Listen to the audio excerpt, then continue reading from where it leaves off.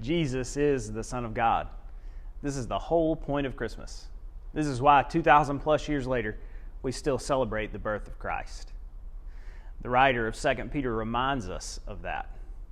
Peter, James, and John heard the truth of Jesus' divinity straight from the voice of the Father on the mountain where Jesus was transfigured.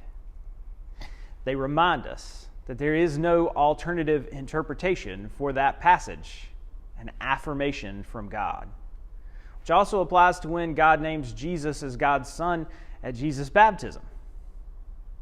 If Jesus is not God, there is no salvation, no redemption from sin, and no new creation through resurrection.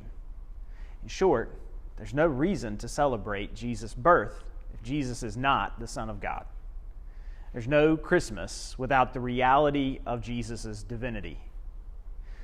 Even though we understand this, or at least acknowledge it in our worship practice and public proclamations, too often we fail to live out its implications at the holidays or throughout the year.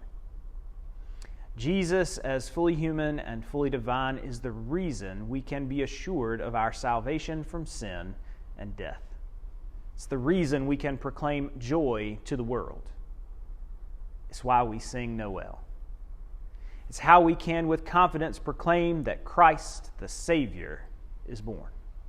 Tomorrow, in the midst of food, family, presents, and celebrations, take time to proclaim and live out that Christ, the Savior, the Son of God, is born.